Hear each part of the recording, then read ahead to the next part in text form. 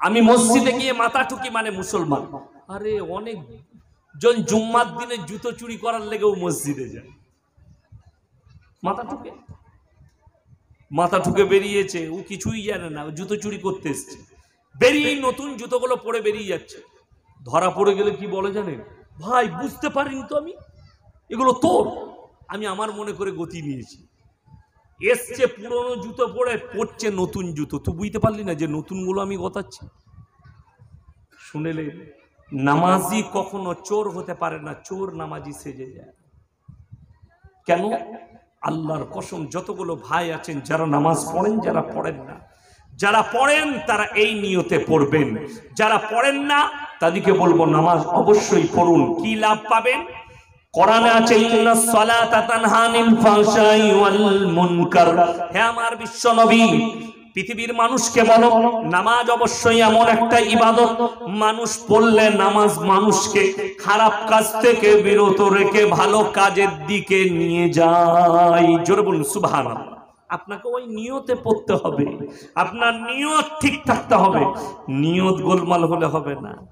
নিয়ত, ওই জন্য ফাইন্নাহু ইয়ারাক, তোমরা নামাজে দাঁড়ালে মনে মনে ভাববে আমি আল্লাহকে দেখতে পাই বা না পাই, আমার আল্লাহ আমাকে অবশ্যই দেখছে, অবশ্যই দেখছে আমার দিকে তাকিয়ে।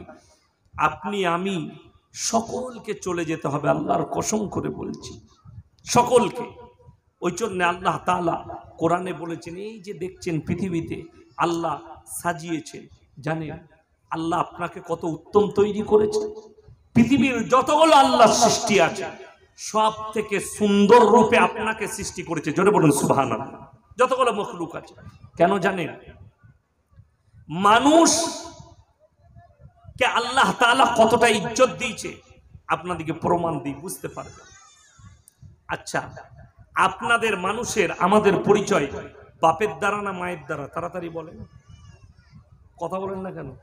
মায়ের দ্বারা পরিচয় আপনাদের না বাপের? বাপের দ্বারা পরিচয়। আমাকে যারা চিনেন তারা জানেন এটা মৌলবি শওকতের বেটা, ঠিক কি না? কথা বলেন। আমার বাপের পরিচয় আমার মায়ের পরিচয় নয়। যতজন পৃথিবীতে মানুষ আছে সবাই বাপের পরিচয়ে বেঁচে থাকে, বাপের পরিচয়ে তাদের পরিচয় ঘটে। শুনেলেন? আর জানোয়ারের পরিচয় কার দ্বারা হয়? কথা বলে না, মায়ের দ্বারা। আমরা কি বলি, এটা হবে ওই কুকুরটার ছানা, ঠিক কি না? বলি না, বলি না? তার বাপের দিকে কেউ ইশারা করে না, তার বাপকে নিজেই জানি না আমরা, ঠিক কিনা? জানি? কথা বলেন, জানা যায় না? ছাগলের বাচ্চা ওদের ওই ছাগলটার ছানা, ওটা ওদের ওই গাইটার বাচ্চা, ওটা। আমরা মায়ের পরিচয় দেয়, জানোয়ারের পরিচয় হয় মায়ের দ্বারা, আর মানুষের পরিচয় হয় বাপের দ্বারা। আল্লাহ কতটা পার্থক্য করেছে, কেন? বাপ একটা হয়, জোরে বলুন সুবহানাল্লাহ। কাদের? মানুষের। জানেন আমেরিকা, লন্ডন, ব্রিটেনে পার্লামেন্টে পাস হয়ে গেছে, বেঈমান কাফের যেগুলো ইহুদিদের দেশ, তাদের পার্লামেন্টে পাস হয়েছে। এরপরে সমাজের বুকে একটা ছেলে মায়ের পরিচয়ে বেঁচে থাকবে, তাদের মধ্যে আর জানোয়ারের মধ্যে কোনো পার্থক্য রইল না। মানে যাত্রাতে পারবে, শুবে, যেখানে হোক বাচ্চা হবে, কোনো অসুবিধা নয়, বাপ লাগবে না, তার মা থাকলেও হবে। মানে ওদের মধ্যে কুকুরের মধ্যে পার্থক্য নেই, ওদের মধ্যে শুয়োরের মধ্যে পার্থক্য নেই, ওদের মধ্যে আর একটা জীবজন্তু জানোয়ারের মধ্যে কোনো পার্থক্য নেই। আল্লাহ তাআলা আপনাকে মুমিন করেছেন, ঈমানদার করেছেন, অবশ্যই ওই জন্য মুসলমানের জন্য আল্লাহ তাআলা শর্ত রেখে দিয়েছেন, মাথা ঠোকাটা বড় জিনিস নয়।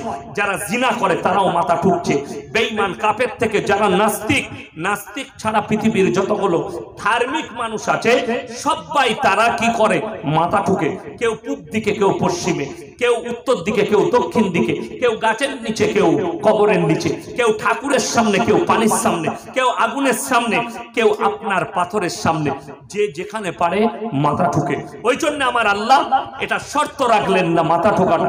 কোরআনে বললেন লাইসাল বিররা আন তুওয়াল্লু বুজুহাকুম কিবালাল মাশরিকি ওয়াল মাগরিব। হে আমার নবী বলো, পূব কিংবা পশ্চিম দিকে মাথা ঠোকার নাম ঈমান নয়।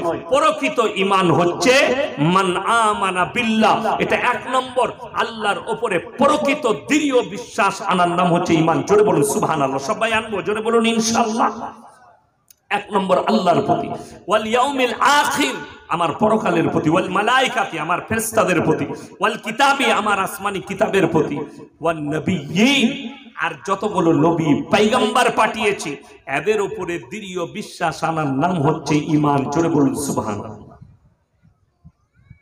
আল্লাহ তাআলা নবীজি সাল্লাল্লাহু আলাইহি সাল্লামকে কোরআন পাঠালেন, কি বললেন? নবীজিকে আল্লাহ নিজে বলছেন আলিফ লাম র কিতাবুন আনজালনাহু ইলাইকা লিতুখরিজান নাস মিনাজ যুলুমাতি ইলান নূর। হে নবী, আমি আপনাকে কোরআন দান করলাম, আপনি মানুষকে অন্ধকার জগৎ থেকে আলোর পথটা দেখিয়ে দেবেন। জোরে বলুন সুবহানাল্লাহ। এখানে নবীজিকে এটা বলেনি যে তুমি তোমার ইচ্ছা মতো যাকে পারবে তাকে তুমি হিদায়েত দিবে। হিদায়েতের মালিক সকলে বলুন কে? একমাত্র আল্লাহ রাব্বুল আলামিন। আমার বয়ানে, আপনার বয়ানে, মানুষের মেহনত, আমরা মেহনত করে যাব, বয়ান চলবে, মাদ্রাসা মসজিদ চলবে, দাওয়াত ও তাবলীগ চলবে, যে যেরকম পাচ্ছে মেহনত করুক। আল্লাহর কসম, হিদায়েত লেখা আছে আল্লাহর হাতে, মানুষের হাতে না।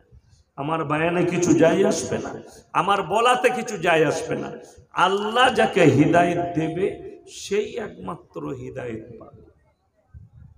ইসলামের ওই জন্য আল্লাহ বুনিয়াদ রেখেছেন শিক্ষা দিয়ে।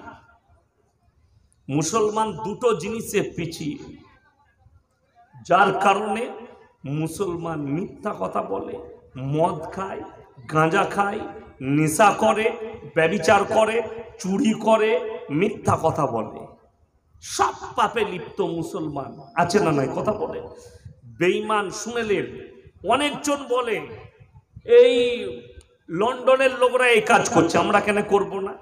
শুনেলেন কাফেরের জন্যে, একটা বেঈমানের জন্যে পাপ নাই, তার সবটাই পাপ, ঠিক কিনা? কথা বলে তার জন্যে পুণ্য নেকি আর পুণ্য নেই।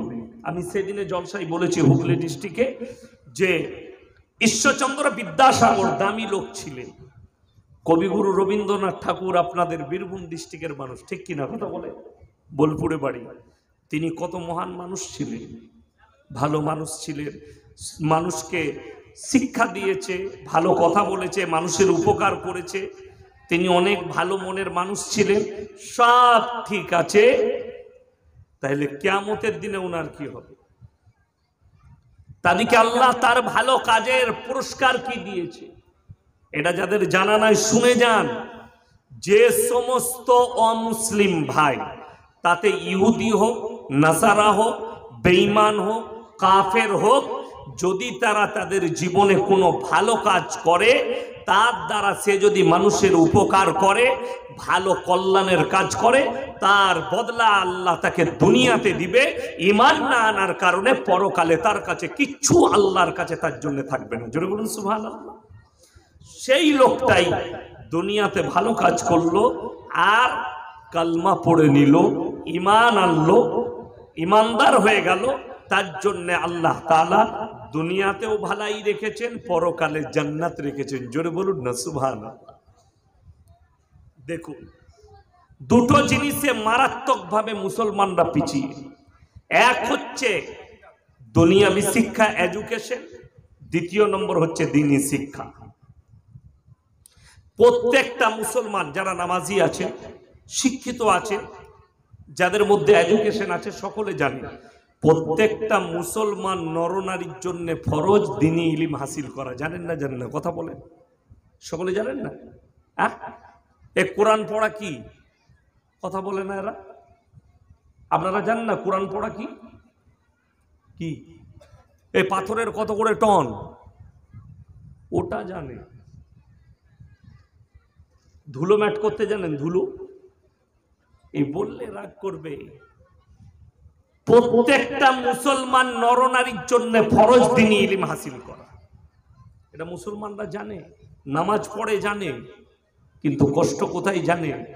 আপনারা মনে করছেন দ্বীনি ইলম হাসিল করা মানে আলেম হতে হবে, হাফেজ হতে হবে, মুফতি হতে হবে, কারি হতে হবে। কে বললো আপনাকে?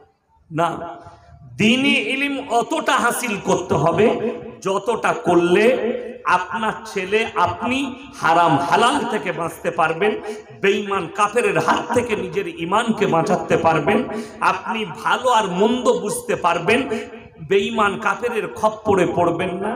তার নাম হচ্ছে দ্বীনি ইলম। কোথায় শিখবেন? মাদ্রাসায় হোক, আলেমের কাছে উঠা বসা করে হোক, কোনো বড় আলেমের লেখা বই পড়ে হোক, আপনাকে দ্বীনি ইলম হাসিল অতটা